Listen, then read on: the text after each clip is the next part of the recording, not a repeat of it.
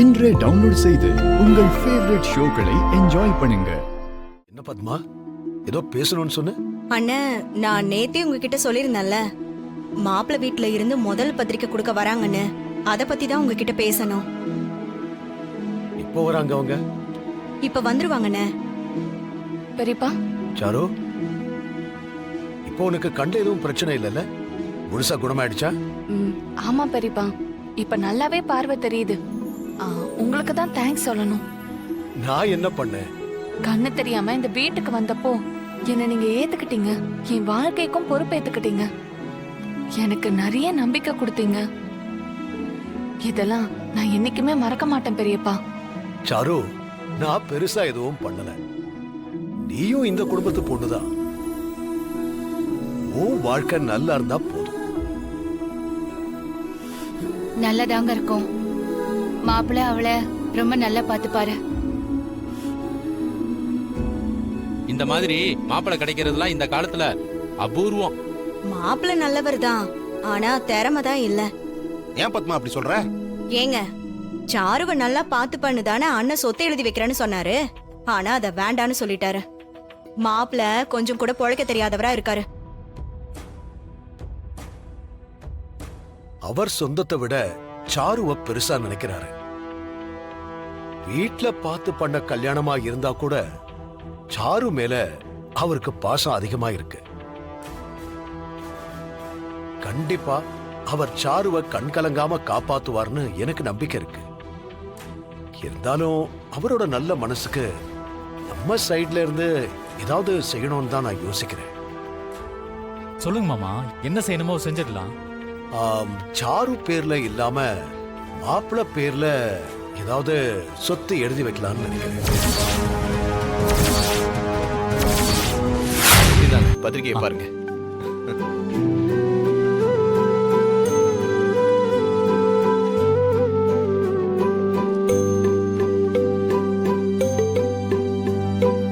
நல்லா இருக்குங்க. பத்திரிக்கையும் உங்க மனசு மாதிரியே இருக்கு. என்னங்க சொல்றீங்க? ஆமா, ஒருத்தவங்க மனசு எப்படி இருக்கோ அந்த மாதிரி தான் அவங்க சூஸ் பண்ற விஷயமும் இருக்கும். அப்புறம் ஒரு பர்ஸ் கூட அவங்க மனசு மாதிரி தான் இருக்கும். அது என்ன மருமகளே, மனசு என்ன பர்ஸ்லயே வச்சிருப்பாங்க? அப்படி இல்ல மாமா, இப்போ நம்ம மனசு சுத்தமா இருந்தா நம்ம பர்ஸும் அப்படிதான் இருக்குமா. நம்ம மனசுல யார் இருக்காங்களோ அவங்கள தான் நம்ம பர்ஸ்லயும் வச்சுப்போம். அது எப்படி மருமகளே ஒரு ஆளை முழுசா தூக்கி பர்சுக்குள்ள வச்சுக்க முடியும்? ஆமா, ஆளை தூக்கி பர்சுக்குள்ள வச்சுக்க முடியாது, ஓகே. ஆனா புடிச்சவங்களுடைய போட்டோவை பர்சுக்குள்ள வச்சுக்க முடியும்ல? அதத்தான் மாயா சொல்றா. ஆமா ஆமா ஆமா மருமகளே, நீ சொல்றது சரிதான். ஆமா, எப்படி உன்னால இந்த மாதிரி எல்லாம் யோசிக்க முடியுது? கடையில நான் ஒரு புக்கு படிச்சிட்டு இருந்தேன் மாமா, அதுலதான் இருந்தது. ஏமாப்ல, நீங்க யார் போட்டோவை பர்சுல வச்சிருக்கீங்க? அவர் என்ன, அவரோட அப்பா அம்மா போட்டோ வச்சிருப்பாரு. என்னங்க மாப்பிள்ள, நான் சொல்றது சரிதானே? இல்ல, அது வந்து என்னங்க இவ்வளவு தயங்குறீங்க? எதுக்கு இதெல்லாம் கேட்டு அவரை தொல்லை பண்றீங்க? இல்ல, அதெல்லாம் ஒண்ணும் இல்ல சார். பாருங்க மாமா, நான் சொன்ன மாதிரி தான் இருக்க போகுது.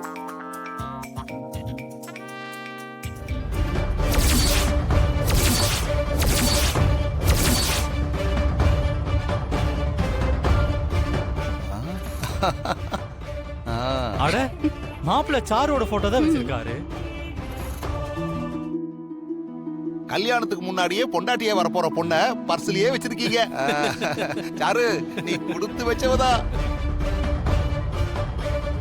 என்ன இவன் என் பொண்ணு போட்டோவை பர்சுல வச்சிருக்கான்? இதெல்லாம் ஓவரா இருக்கு. பார்வதி, அவன் அவ்வளோ தத்ரூபமா நடிக்கிறான். அப்பதானே எல்லாரும் நம்புவாங்க. என் போட்டோவை அவன் பர்ஸ்ல வச்சிட்டு இருக்கான். அவன் ஏதோ டபுள் கேம் விளையாடிடுவானோன்னு எனக்கு பயமா இருக்கு. ஷோ, அப்படிலாம் ஒண்ணு இல்ல சாரு. இங்க பாரு, அவன் காசுக்காக நடிக்க வந்தவன். போலியா தெரியக்கூடாதுன்னு பர்ஸ்ல உன் போட்டோவை வச்சிருக்கான், அவ்வளவுதான். இங்க பாரு, அப்பதானே வீட்டுல இருக்கிறவங்க எல்லாருமே முழுசா அவனை நம்புவாங்க. ஆமா சாரு, அப்படி இருக்கிற ஒருத்தன் திடீர்னு கல்யாணத்துல இருந்து ஓடி போனாதான் இன்னும் அதிகமான எஃபெக்ட் இருக்கும். நீ இதையெல்லாம் எதுவும் பெருசா எடுத்துக்காத சாரு. இப்ப என்ன, சீனு மனசுல நீ இருக்கணும், அவ்வளவுதானே? அவ்வளவுதானே ஈஸியா சொல்றீங்க? சாரு, அடி மேல அடி வச்சா அம்மிக்கல்லும் நகரும்னு சொல்லுவாங்க. அது எதுக்கா நீ அடிக்கணும்? ஒரு 2 பேரும் சேர்ந்து தூக்கி வச்சாலே நகருமே. ஷோ, பழமொழிய சொன்ன. அதெல்லாம் சரிதான். ஆனா அம்மி நகர்னாலும் உங்க புள்ள சீனு நகர மாதிரியே இல்லையே. அவன் மனசுல சாரு எப்படி இடம் பிடிக்க வைக்கிறது? அதுக்கு ஒரு வழி இருக்கு. இன்னைக்கு சீனு ஜிம்முக்கு போயிட்டு வந்து உடம்பெல்லாம் ஒரே வலிக்குதுன்னு சொல்லிட்டு இருந்தான். கடையில ஏதோ லோடு வருதுன்னு அந்த மாயா பேசிட்டு இருந்தா. அவளும் கிளம்பி கடைக்கு போயிடுவா. சீனு அப்போ தனியா தான் இருப்பான். இப்ப அதுக்கு என்ன பண்ணலாம்னு சொல்றீங்க? சாருவை விட்டு சீனுக்கு கை காலெல்லாம் எண்ணெய் தேய்ச்சி விட சொல்லுவோம். அத்தை, நானா? ஏய், நீ தானே அவனோட மனசுல இருக்கணும்னு சொன்ன. அப்ப நீ தான் எண்ணெய் தேய்ச்சி விடணும். இங்க பாரு, இது வரைக்கும் மாயா கூட அதெல்லாம் பண்ணதில்ல சாரு. நீ போய் அவன் கை காலுக்களை எண்ணெய் தேய்ச்சி விடு. இதுக்கு சீனு ஒத்துப்பானா? அவன் வேணான்னு தான் சொல்லுவான். ஆனா சாரு, நீ விடவே கூடாது. நீ எப்படியாவது பேசி அவனை ஒத்துக்க வச்சிடணும். எப்பவுமே ஆம்பளைங்களுக்கு தனக்காக ஒரு பொண்ணு எவ்வளவு எல்லாம் செய்யறான்னு ஒரு இரக்கம் வரும். அது சீனுக்கு உன் மேல வந்தாலே போதும். சரிங்க அத்தை, நான் பாத்துக்கிறேன். ஓ, ஸ்கெட்ச் போட்டு பிளான் பண்றீங்களா? நீங்க எப்படி இது பண்றீங்கன்னு நானும் பாக்குறேன். ஏண்டி, நான் இருக்கும்போதே என் புருஷனுக்கு நீ என்ன தேய்ச்சி விட வரியா? வாடி வா, இன்னைக்கு உன்னை என்ன பண்றேன்னு பாரு.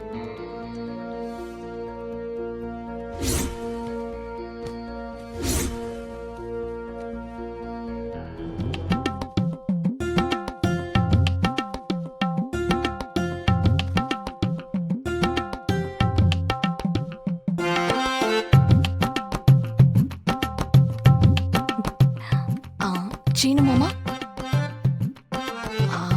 ஜிம்முக்கெல்லாம் போயிட்டு வந்து உங்களுக்கு உடம்பெல்லாம் பெயினா இருக்குன்னு அத்தை சொன்னாங்க. எதுக்கு அவ்வளோ ஓவர் ஒர்க் அவுட் பண்ணணும்? காலெல்லாம் ரொம்ப வலிக்குதா மாமா? கவலைப்படாதீங்க மாமா, நான் உங்க காலை கொஞ்சம் புடிச்சு விடுறேன். பெயின் எல்லாம் காத்தோட போயிடும்.